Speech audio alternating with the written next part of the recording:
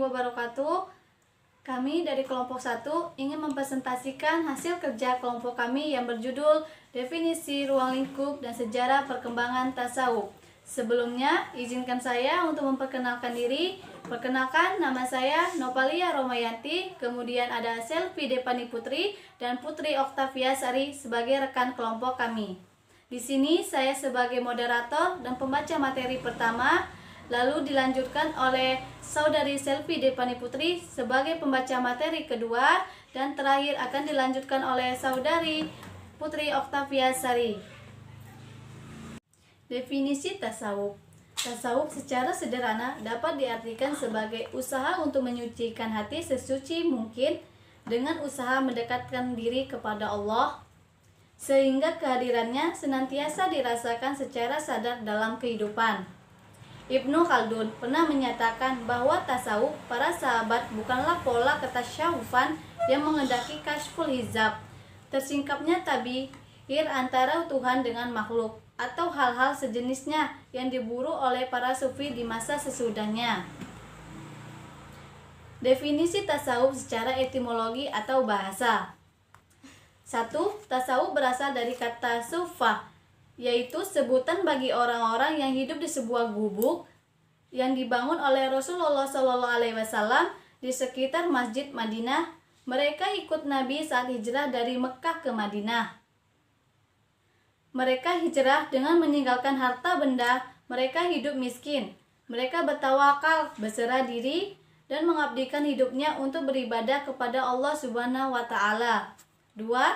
Tasawuf juga berasal dari kata safa, yaitu suci bersih, yaitu sekelompok orang yang berusaha menyucikan hati dan jiwanya karena Allah. Sufi berarti orang-orang yang hati dan jiwanya suci bersih, disinari cahaya hikmah, tauhid, dan hatinya terus bersatu dengan Allah Subhanahu wa Ta'ala. Baiklah, materi selanjutnya akan dilanjutkan oleh Saudari Selvi Depani Putri. Assalamualaikum warahmatullahi wabarakatuh. Saya Selvi Depani Putri dari kelompok 1 ingin melanjutkan materi. Definisi tasawuf, temologi atau istilah. Imam Junaidi al-Baghdadi berpendapat, tasawuf adalah membersihkan hati dari yang selain Allah, berjuang memadamkan semua ajakan yang berasal dari hawa nafsu, mementingkan kehidupan yang lebih kekal, menyebarkan nasihat kepada umat manusia, dan mengikuti contoh Rasulullah SAW dalam segala hal. Lahirnya ilmu tasawuf didorong dan disebabkan oleh beberapa faktor. 1.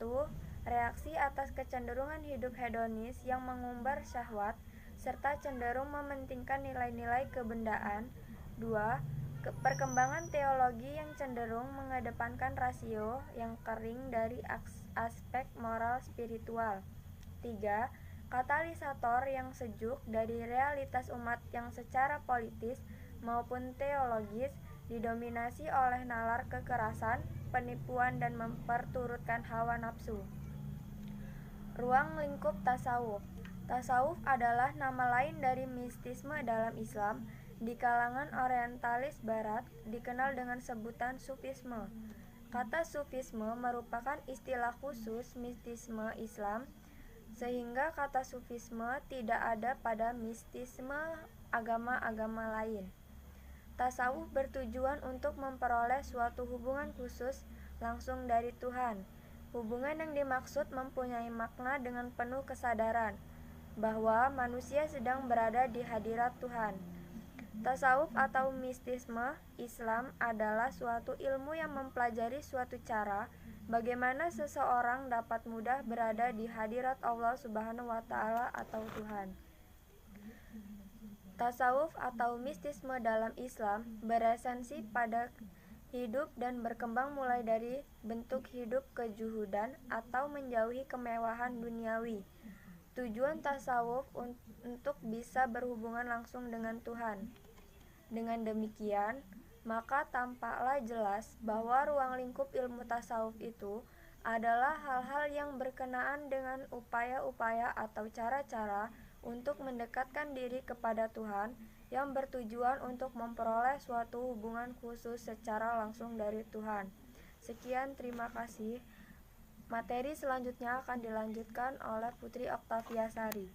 Assalamualaikum warahmatullahi wabarakatuh. Nama saya Putri Oktaviasari. Saya akan melanjutkan materi mengenai sejarah perkembangan tasawuf. Istilah sufi baru muncul ke permukaan pada abad kedua Hijriah. Sebelum itu, kaum muslimin dalam kurun awal Islam sampai abad pertama Hijriah belum mengenal istilah tersebut. Namun, bentuk alamiah para sufi itu tentu sudah ada sejak dari awal kelahiran Islam yang dibawa oleh Rasulullah Muhammad SAW, bahkan sejak manusia diciptakan. Sejarah historis ajaran tasawuf mengalami perkembangan yang sangat pesat, berawal dari upaya meniru pola kehidupan Rasulullah SAW, baik sebelum menjadi nabi dan terutama setelah beliau bertugas menjadi nabi dan rasul. Perilaku dan kepribadian Nabi Muhammadlah yang dijadikan tauladan utama bagi para sahabat yang kemudian berkembang menjadi doktrin yang bersifat konseptual. Tasawuf pada masa Rasulullah SAW adalah sifat umum yang terdapat pada hampir seluruh sahabat-sahabat Nabi tanpa terkecuali. Menurut catatan sejarah dari sahabat Nabi yang pertama kali melembagakan tasawuf dengan cara mendirikan madrasah tasawuf adalah Huzaifah bin al-Yamani, sedangkan Imam Sufi yang pertama dalam sejarah Islam adalah Hasan al-Basri, 21-110 Hijriah. Seorang ulama tabi'in, murid pertama dari Huzaifah al-Yamani, beliau dianggap tokoh sentral dan yang paling pertama meletakkan dasar metodologi ilmu tasawuf. Hasan al-Basri adalah orang yang pertama mempraktekkan berbicara, menguraikan maksud tasawuf sebagai pembuka jaringan migrasi berikutnya. Terima kasih. Selanjutnya saya akan berikan kepada moderator. Baiklah, itulah presentasi dari kelompok kami.